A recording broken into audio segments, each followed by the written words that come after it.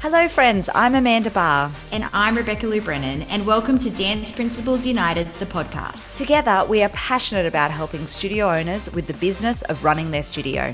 Join us as we talk everything from marketing, systems, studio culture, motherhood, life, and everything in between. This is the Dance Principles United podcast.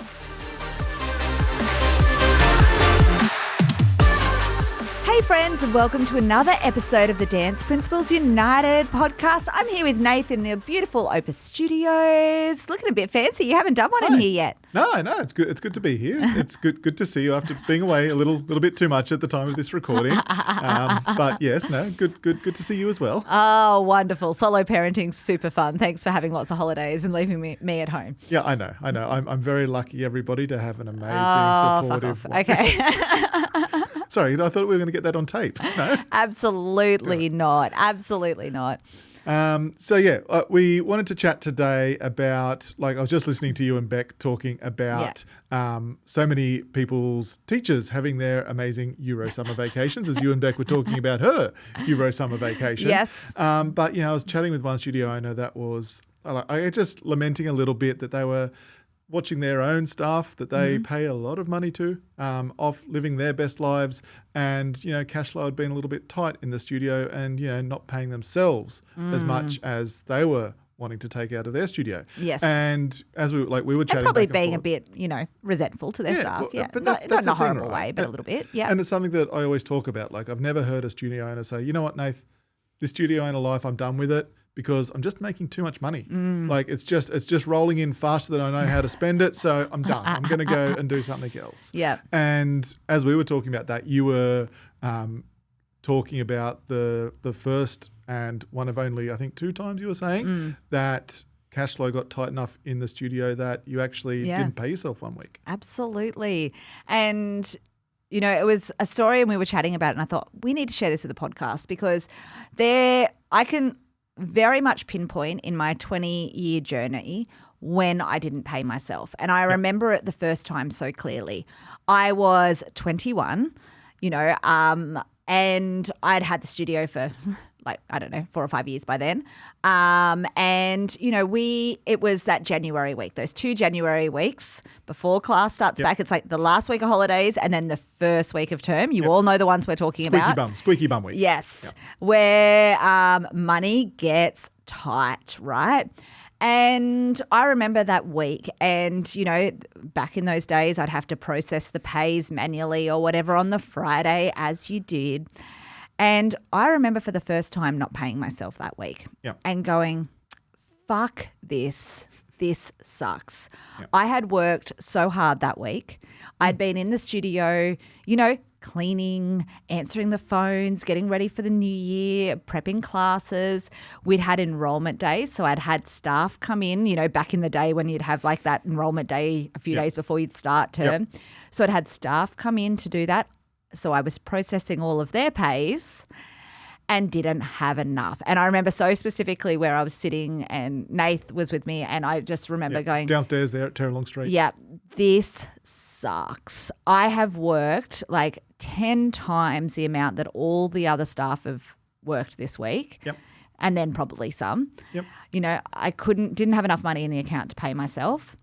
I just remember being so pissed off. My friends were all out, we were 21, so most of them were at uni full time. They were out, at the beach, hanging out, doing all those things. I've probably been at the beach that day. Absolutely.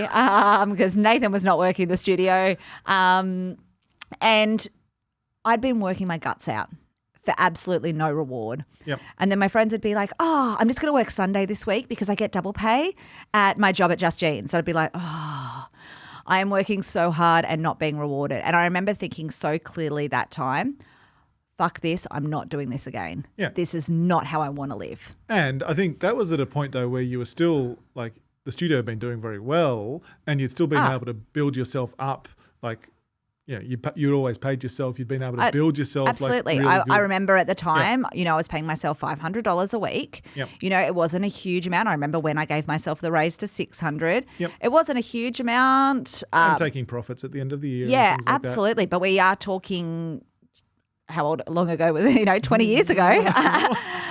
We're talking 20 years ago, and I was 21, and like $500 a week was more than enough. Like that was fine at the time. I always loved that, I'd get the concert profits and all of those things as well.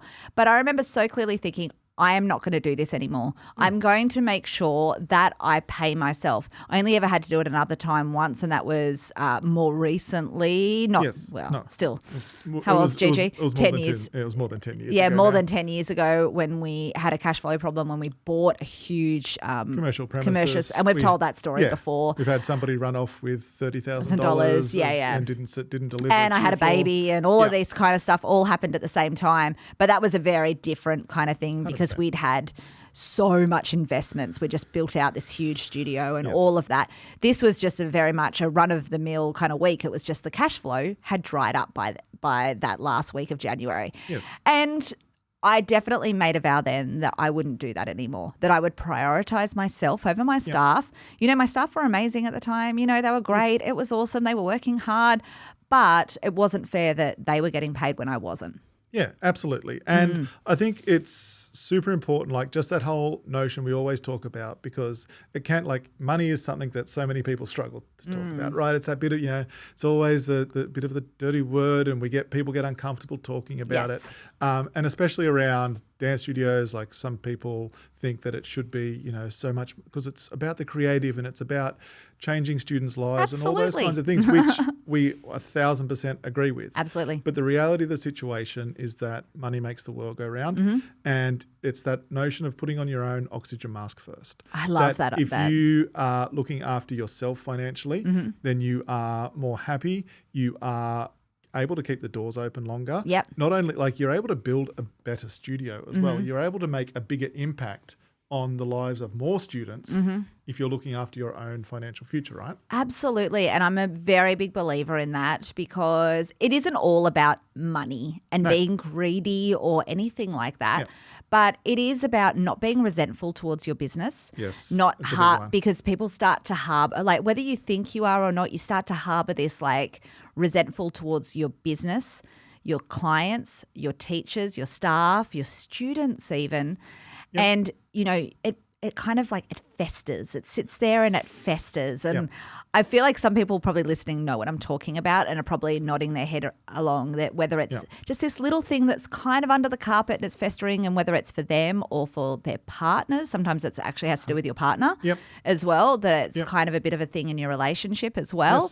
Yes. And, we've seen that in the past. And that's why I think it's so important that you need to put your own oxygen mask on first. Yeah, absolutely. And that we've talked about before, like we are in the very fortunate position because of the amazing studio that you were able to build and then that I was able to join, that our studio has looked after our family financially extremely well. Yes. And it was something that, that time probably came as a turning point, right? Because from then on, that never happened again. Absolutely not. And I didn't allow it to happen.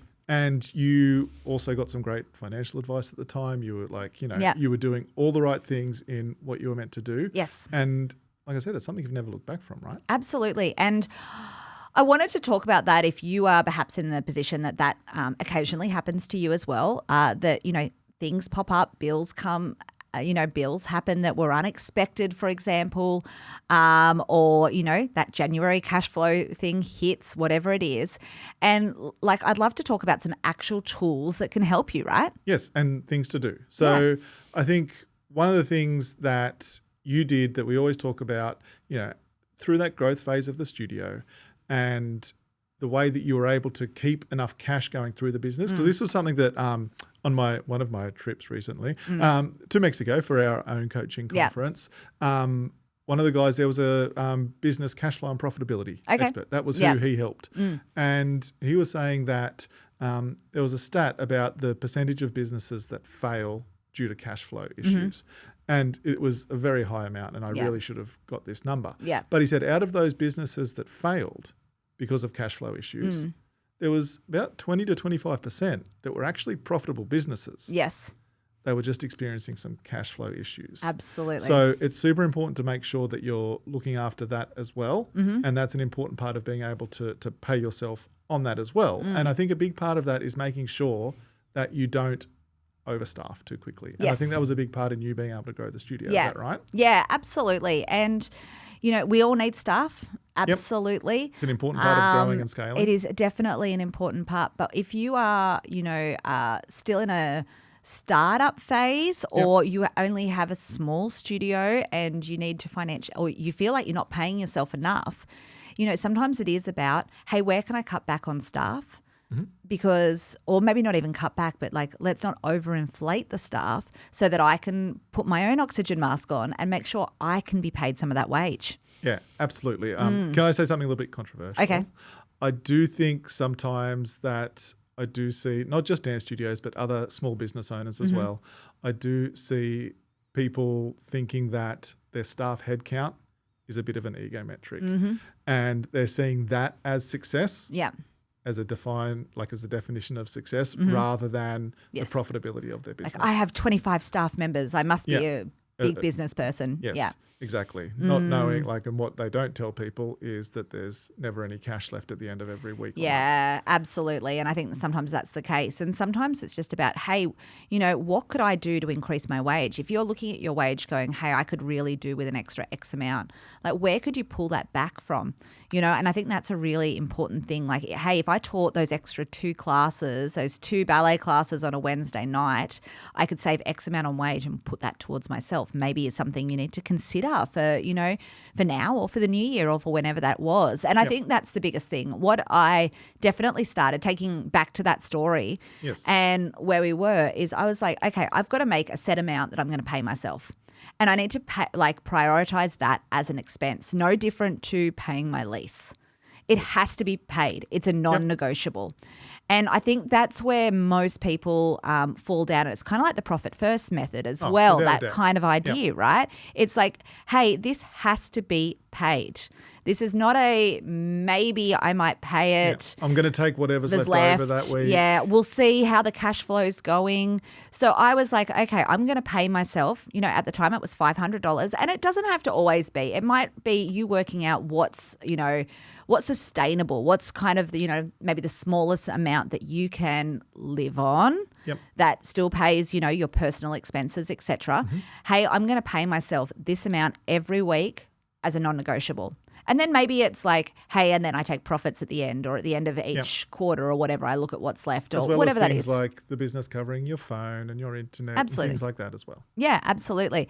And so I think it's really important to prioritize that and really kind of calculate it through. So, let's just use the example of $500 a week. Like, obviously this is a long time ago and $500 a week is not cutting it for most people these days, right? But, I would really sit there and go, okay, so these are my expenses every week, my lease, my wage, all of those things. And then I'd look at that throughout the whole year. So I really could prioritize that. And then it was really important to me that I'd make sure, especially over that January period, that there was enough to pay all of those expenses over that time. And that stopped me buying stupid shit during the year that I'm like, oh, I need that new acro mat because, my blue one doesn't match my color scheme. So I all of a sudden need a purple one instead. Like stupid shit that sometimes we don't need in our studio. Oh, 100%. And that's, I think we've done a podcast episode on Profit First. If we haven't, we'll be doing one. If not, I will link back to it. But it is that notion of that as a business, you should be looking to, operate on your general running expenses. You should be doing that on maybe 70% of what you actually bring in. Yeah, the money that comes into your bank account every week isn't the amount that you should be going close to spending. Yes. Because you need to obviously take out tax because that's not your money and the government's pretty good at getting that money back. Yes. You've got yourself to pay. You've got obviously staff wages, things like that. That comes out of the operating expenses. But before you even, like I said, if you're not being able to operate on, it might be 70%, it might be 75 or 80%, depending on every business is different. But there's a set percentage that you work out over time that if you're not able to run on that, then you're sort of creating yourself a really poorly paying job rather than a successful business. Yeah, which is hard to hear, right? Yeah, that can it be is. hard to hear for some people, and can be tricky. But there are ways out of that as well. Absolutely. So if you are currently like listening to this and going, "Oh shit, that's me," like that's okay because we can build. And I think it actually gives you more momentum. And to me, that was always such a driving force. I'm like, no, I want to be able to pay myself this. So what do I have to do today to be able to afford this for the long run? Yep. I have to get more students in. I have to do more marketing. I have to do this. I have to do this. I have to do this. I have to do a workshop in the holidays. I have to run, whatever it is, actually use it as a driving force. And I think that's where the power is, right? Like, don't go, oh, shit, I'm not paying. Like, use it as momentum. Yeah. And I think that's one thing that why we work so well together as business owners, because I'm of the I guess I'm not sure if it was how I brought up or just like my mindset quite often goes when cash flow's tight, what can we cut? What can we cut? What can we cut? Yes. And I'm the absolute opposite. Isn't it funny? Yeah. And I'm the absolute opposite. I'm not, what can we cut? I'm like, no, I like my life how it is. I'm like, hey, what can I add? What extra things can I do to bring more money in? And I think there's for every business, I think there's a happy medium between the two. So like when you're at that stage where you're looking like, I think my way's better personally, but whatever. but there's always something we can cut, like the old, Absolutely. like if you're doing personal finances, when you go through your bloody subscriptions, you're like, Yeah. do I need the Netflix stand? Blah, blah, blah. All that crap. All that sort of stuff. But like just going through and just doing simple The things. answer is yes, I do need Netflix stand, Disney Plus, Paramount, all of the above. Yeah, all of the above. But there's always, like I said, multiple levers to pull to be able to increase that cash flow to get more money in your pocket. The big and generally the better part of it is increasing revenue. Yes. But if you increase revenue and decrease expenses at the same time, that's when you really start to see things. Absolutely. One thing we were talking about was that notion of staff and not going too hard, like getting our staff sort of too large, I guess. Yeah. And maybe not going too hard too early. Yeah. And that was probably something when we were chatting about it, that like how did you go about hiring out your staff or building out the team? Oh, I feel like that's a big know, podcast in itself. Yeah. And I think it's that thing like don't give away revenue generating activities, I think is a really big thing. Yeah. Don't give away things that you're good at. Like it's a really hard, like I can say all these things, but that it's every person being different. For example, I am not a trained ballet teacher. Yep. So ballet teaching was something that I'd always give away. Yep. However, nobody else, and like, I am not an admin whiz. I do not have any of those things. I learnt those systems over time because no one could do it as good as me. Yep. Because no one cares as much as I do. So giving away some of those things are things that I think you should hold on to for as long as possible until you're making great money in your studio, because there are always, you can't teach every class if you have 2 rooms, for example. You can't be in 2 places at once. No.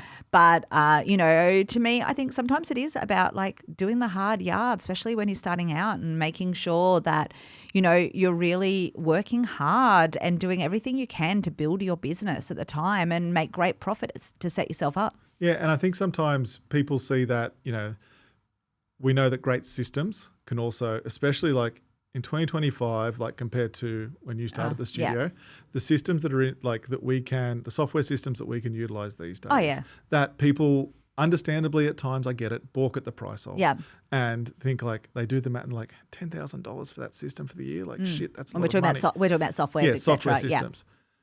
The thing is though, in 2025, some of those software systems can replace whole staff members. A whole staff member, like an almost full or 30 hours a week. Yeah. What used to take an admin person 30 hours of work a week. Which costs a lot more than $10,000 a year. Which costs 4 or 5 times as much as that $10,000 a year. So sometimes, having those systems in place can be a great way to help you grow, not organically, but grow in a way that is much more cost effective for you, that allows you to keep a lot more of those profits and be paying yourself more, right? Absolutely. And I think it's, I just want to get back to the importance of building your business so that it is sustainable for your life. And I think that that's so important. We don't want to be resentful towards our business. We don't want to be resentful for our staff. So put your own oxygen mask on first. If you are not paying yourself, have a look at it now and learn to love the numbers. I'm not a numbers person. And so many of our studio owners say, oh, I'm no good at maths. Don't get me started. Yeah. But I'm not a numbers person, but learn to love it. Learn to see it as money and future wealth growing as well. And, I think that's really important to know what's coming up, to plan, your accounts, etc. Not be surprised by bills. I think that's a big thing as well. Yes. Like know what's coming up, what you're going to have to pay so that it's not like, oh shit, I've got all these costume bills to pay and the money's I've already taken the money from the parents 3 months ago and it's, I don't magically know. disappeared. Like it's all been used in the day-to-day running. Like be smart, open lots of accounts. To me, I would always have lots of accounts where I'd transfer money around, so that it was easy. And there are whole systems to do this. But, let's just keep it simple. Put all the costume money that isn't yours into a different account to make it a little, it's not tempting, it's not there. Make sure that if you are closed for 6 weeks of summer or 8 weeks of summer, that you sit there and go, okay, I'm going to divide my wage plus the lease plus the, what other costs you might have over that time out over my 40 weeks. And that works out to be $1,000 a week. So I'm going to put that into a different account every week. Yep. I even had, little things like that. Exactly. We even had one studio owner I chatted to would prepay their rent. Yep. They would pay January or February up to November. Mm-hmm. They would pay 12 months worth of rent in over 10 months. Yeah, awesome. They rang the and real if estate. that works, they rang the real estate and said, hey, can I just pay like a little bit extra for 10 months? Yep. Of course, they're not going to say no. Absolutely. Or transfer it to another account, pay it to the real estate, whatever you have to do. But do something to really make sure that you are setting yourself up for success so that you can really make sure that you're paying yourself and you don't get resentful of that staff's Euro summer and it's you going on a Euro summer because that's what we want to see for our studio owners. Absolutely. So good having you guys. We appreciate if you are watching on YouTube. We've been trying, and you guys, I said to Amanda and Beck before they started on the other two, but they forgot. But yeah, if you are watching on YouTube, please hit that subscribe and leave us a little comment like Jody did. It would mean Jody the did. world to us. Jody did. Jody did the other day. And so what did Jody say? Oh, look, now I'm putting you on the spot. Now you're putting me on the spot. But yeah, and we would so appreciate that. And if you do listen on the podcast, if you could like and subscribe and or comment, show us some love. It really helps us and helps other studio owners as well because that's what we love to do. That's the whole reason we're doing the podcast, right? Absolutely. Thanks, friends. We'll see you on next week's episode. Thanks, everyone. Bye. We hope you enjoyed this episode of the Dance Principles United podcast.